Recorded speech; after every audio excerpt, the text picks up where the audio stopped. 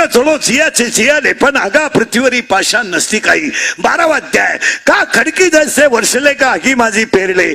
13वा अध्याय का मृत दैसा शृंगारीला का गाढव तीर्थी न्हाणीला. 15वा अध्याय वांजेची या लेखा कैशी जन्मपत्रिका.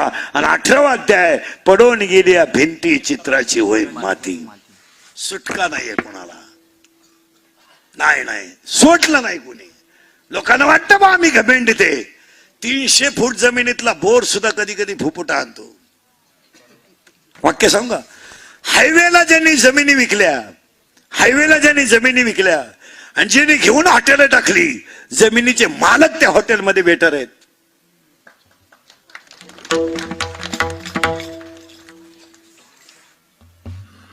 केरळवरून आलंय एवढंच, चप्पल नाही त्याच्या पायात. त्यानं पंक्चरचं दुकान टाकलंय आणि हायवेला गुंठा घेतलाय. पंक्चरवर आम्ही गुंठाही कोण स्कॉर्पिओ घेतली त्याची हवा आमच्या गाडीत भरितोय. 70% मंडळी केवळ अहंकाराने भिकारी झाली. यावर तुमचं मत काय आहे? लक्ष्मी टिकवायला नम्रता लागते. माझा टेलपणा लई दिवस चालत नाही. पैशाची घमेंड, सत्तेची घमेंड, संपत्तीची घमेंड लई दिवस चालत नाही. हो, ज्यांनी ज्यांनी जमिनी विकून मजा आणल्यात, कालवणाला तेल नाही त्यांच्या घरात. पुरी देईना त्यांच्या पोरांना कोणी. रेंज गेली निम्म्या पोरांची रेंज. डिस्प्ले गेला, काहींचा चित्र दिसणं, काहींना सॉफ्टवेअर मारून चित्र येईन. बायका मिळालं. हसण्यावारी गोष्टी नेऊ नका. बाप मुलाचा खांदेकरी झालाय. बाप पोराचा खांदेकरी झालाय. हसण्याचे दिवस राहिले नाही. हो, 70ची पल्सर यावला दिला. 10वीला टोनगाय, बिनमिशीचा ओळवे, 1 साइड भांग पाडी ते बगलात गोशिडे त्याच्या हलकट क्वालिटीचं. पुरीला पाहिलं बोकड्याचा आवाज काढते. अंडरपॅन्टला 1 खाजी तिंडा ती भिकार बापाची पायदास. 70ची पल्सर आहे त्याला. 10चा मोबाईल आहे. 2-2.5 हजाराचा त्याच्या पायात बुटी. धाब्यावर जेवत आहे. 100 रुपये बाप देतोय पेट्रोलला. ये भाऊ फिरून. ही दिती 100 दरिद्री. इथं लय खोडीची. हा, ही उलटी अजून म्हणते 100 राहू दे, त्याचं ऐकू नको. त्याचं नको ऐकू, तो पहिल्यापासून तसाच आहे. तो त्याला मी 9वी पासून पाहते. काही जमलं नाही रे तुझ्या बापाला.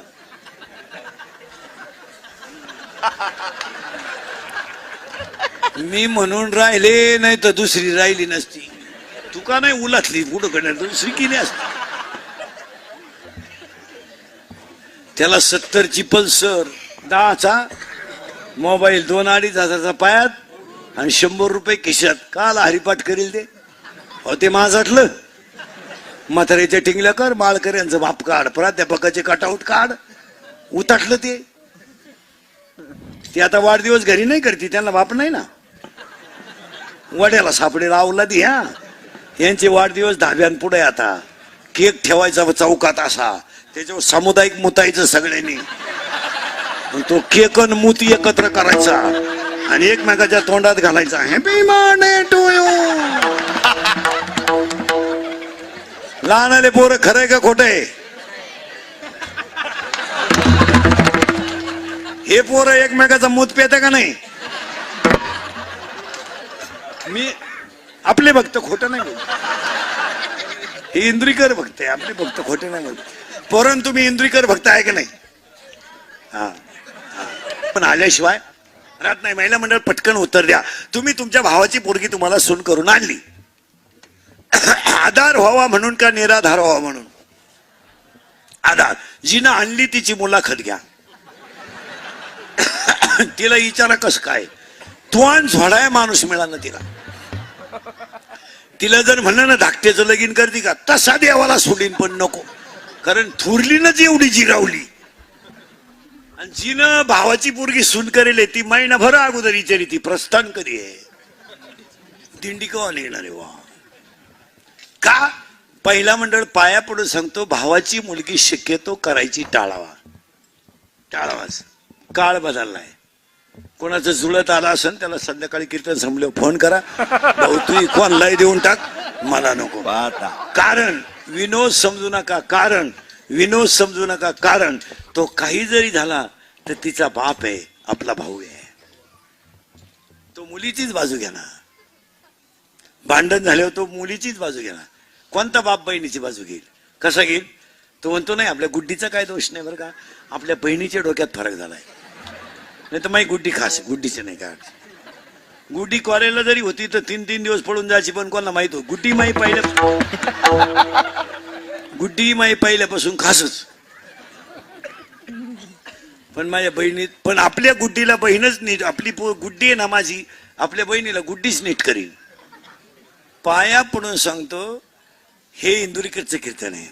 मी मरणला महाराज म्हणजे मरणार नाही 5-25 वर्ष, 25 तर कसे काढील अजून. पण तुम्हाला आपलीच आठवण येणार. तुम्हाला आता इंदुरीकरला काय नाव ठेवायचं तेवढं ठेवा. तुम्ही मला हलकट म्हणा, बेशरम म्हणा, घोडा लावा, माग पुढं लावायचं, तोंडावर लावा, काही म्हणा, पण मी बोलतोय सत्तेचे. यावर तुमचं काय मत आहे? तुम्हाला राग येईल. कीर्तनामध्ये 25 बाया अशा निघतील, आत्ता माया पुढे बसेल आत्ता का तुम्ही तुमच्या सख्या भावाशी बोलत नाहीत.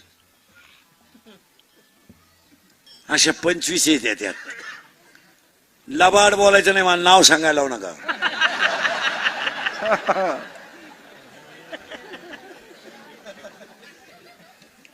आहेत का नाही? का बोलत नाही तुम्ही भावाशी? एक वाक्य सांगू बायला म्हणलं सगळं मिळेल आणि सगळं मिळवा, पण रक्ताची नाते तोडू नका. भाऊ गरीब आहे असू द्या, त्याचं बनियान मिळालंय म्हणू द्या, त्याचा शर्ट फाटलाय फाटू द्या, पण नाते रक्ताचे शोभतात हे ध्यानात. आणि पुरुष मंडळीला पाया पडून सांगतो कोणाशी दुश्मनी करा, भावाशी दुश्मनी करू नका. अरे हे मित्र हे नालायक फक्त आपण पाजितो म्हणून आपल्या मागे हिंडा द्यात. पाजायचं बंद कर, हे तुझ्या मौतीला सुद्धा येणार नाही. तुला वाटतं मानलंय लोक माने त्या वांग खात नाही तुला कोणी. लोकांना वाटतं मला लय 5 वाजता फोन येतात, मला लय गावात मार्केट आहे, गाजर खात नाही लोक कोणाला. लोक फक्त फायद्यापुरते. काय मध्ये तुमचं लोकांना काय घेणं तुमचं? काय घेणं तुमचं लोकांना? अरे आपण ज्यांना पैदा केलं त्यांना आपलं घेणं नाही, जगाला काय असेल? कोण सुटलाय कर्मातून? स्वतःचा बाप देवाने सोडला नाही तर तुम्हाला कोण सोडेल? महाराज स्वतःचा बाप सोडला नाही देवाने, तुम्हाला कोण सोडेल? शंकाचा व्याही होता, सीतेचा सासरा होता, प्रभू रामचंद्राचा बाप होता, पण राजा दशरथ कौशल्याच्या मांडीवर ढसढसून रडून मेला आणि फटफडणारा जटायू रामाच्या मांडीवर मेलाय. जटायू पक्षी मरायला रामाच्या मांडीवर आहे आणि जनकाचा व्याही आहे, सीतेचा सासरा आहे, आज राजाचा मुलगा आहे आणि क्षत्रिय कुलातला सगळ्यात मोठा राजा आहे, पण बायकोच्या मांडीवर तर फडून मेला. पुन्हा ऐका, रामाचा बाप बायकोच्या मांडीवर मेलाय आणि रामाची बायको पळवणारा रामाजवळ मेलाय. कोण सुटलाय? एक वाक्य लिहून ठेवा, देव कधी कुणाचं वाईट करत नाही, पण कुणाला कर्माच्या तडाख्यातून सोडवित नाही हे ध्यानात ठेवा. वाईट नाही करणार तो. कसा करील? ज्याने लात मारली छातीत त्याचा उद्धार केला, ज्यानं 100 शिव्या तोंडात दिल्या त्याचा उद्धार केला, 100 शिव्या तोंडावर दिल्या त्याचा उद्धार केला, आणि जिने स्तनात विष भरलं तिचाही उद्धार केला. आपलं का वाईट करील देव? पण कर्माला फळ आहे हे ध्यानात ठेवा. ओवीच इतकी सुंदर आहे, अगा कर्मी जे उरावे सुटका नाही. यादी ऐका, मोराच्या पिसाऱ्यावर किती सुंदर डोळा असला तरी मोर त्याने कधी पाहू शकत नाही. शिळीच्या गळ्याचं लोंबलेलं सड कधी दूध देऊ शकत नाही. गाईच्या काशीतलं गोचिड कधी दूध पिऊ शकत नाही. गाळातला बिडूक कधी फुलाचा सुगंध घेऊ शकत नाही. प्रेताला केलेला मेकअप कधी शोभा देऊ शकत नाही. मुंडकं नसलेले सरीच्या गळ्याला कधी शोभा शिवून दिसणार नाही. बांधावरचं एरण कधी मेढीला वापरता येणार नाही. दाणे नसणारी बाजरी कधी शेतकऱ्याच्या फायद्याची नाही. पाणी नसलेलं धरण कधी जनतेच्या फायद्याचं नाही. परमार्थ नसणारे घराणे कधी समाजाच्या फायद्याचे नाही. पुरावा अजून काही डोळे तार काटेले मान कालचे हा ना, काही अवलादींचे डोळे अजून तारकडे. त्यांना म्हटलं बाबा हे पेल आहे का काय असं.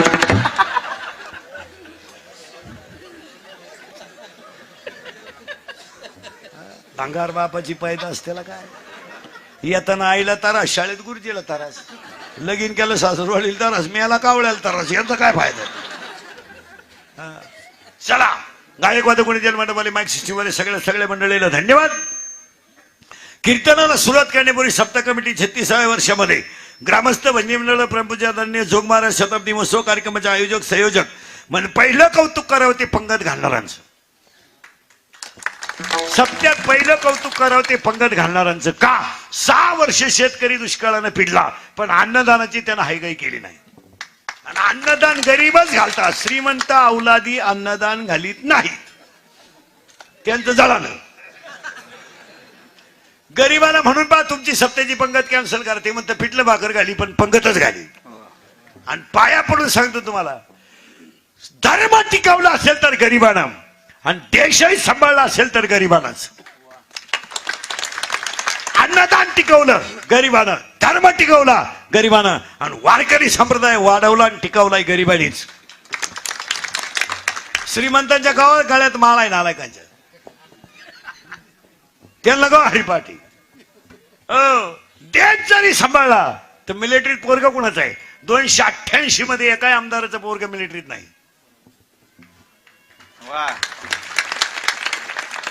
एकाही कीर्तनकाराचं पोर मिलिटरीत नाही. सगळं एकाही प्राध्यापकाचं पोरग मिलिटरीत नाही. एका डॉक्टर इंजिनियरचं पोरग मिलिटरीत नाही. मग मिलिटरीत पोरग कुणाचं आहे? ज्याची आई लोकांचे कांदे लावते आणि ज्याचा बाप म्हशी वळतो त्याचा मुलगा देश सांभाळ. ज्याची आई 3 रंगाचं लुगडं नेसते, रात्रीचं कालवण सकाळी गरम करून खाते आणि ज्याचा बाप बनेन मळालं तर पलटी करून घालतो आणि बनेन तुटलं तर घाट मारतो, त्याचा पोरगा रायफल घेऊन देश सांभाळतो. अन्नदान जोन करीत असेल तर गरीब आणि देश जर सांभाळित असेल तर गरीब आणि स्वातंत्र्य टिकवले असेल तर गरीबानेच. देवळाची पूजा गरीबच करतोय. अन्नदान श्रीमंत अवलदी नाही. आजही तुम्ही शेतकऱ्याच्या घरात जा, 15 माणसांचा स्वयंपाक 15 मिनिटात, पिठलं भाकर पण दणकून. हे श्रीमंत हलकट माणसं मोजी द्या. 5 सांगितले 6वा वाढला, संपल्या चपात्या. आणि त्याची बायको म्हणते निवांत जेवा. वांग खातं का निवांत जेवा? एवढ्या चपात्या वाढी ती का शेतकऱ्यावर? अय दरिद्री, ते चांगलं गांजा प्यालं तर बैल बस येतो, त्या चपातीचं काय करते?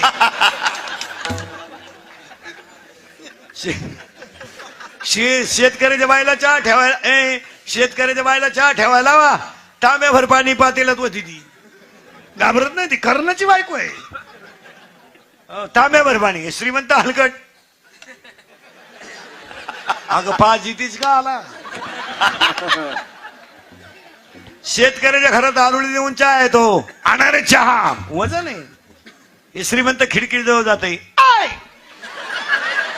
अरे सांग 2-4 काय मोळी तू खात, सांग 2-4. आणि मग ते मॉडेल येतं चहा घेऊन, केस बिस मोकळे सोडेल, गाऊन बिऊन घालेल. बा बा बा बा बा बा बा बा बा. आपल्याला वाटतं जोडून आमश आली काय ना आज.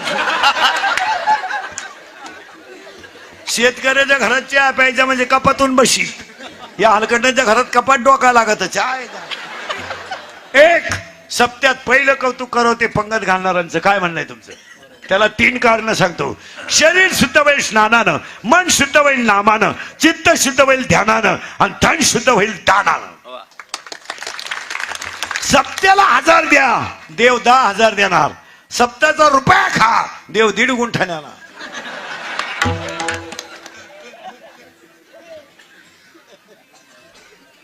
ज्या ज्या नोकरीवाल्यांनी पैसा नीतीनं वापरला नाही, कार्यक्रम झाला. पटकन सांग तुम्ही, पटकन आहे का? आता करंट लावून दिला तुम्हाला. मग याचा करंट लागलं म्हणजे पुढे बसायचं आपल्याला. पहिलं कौतुक करावं ते पंगत घालणारांचं, दुसरं कौतुक करावं ते पंक्तीला येणारांचं. तुम्ही म्हणाल का पंगत कोणी घाली? जेव्हा माणसं नको. आणि ऐकणाऱ्या लोकांना सांगून ठेवतो, तुमच्या गावचं भाग्य आहे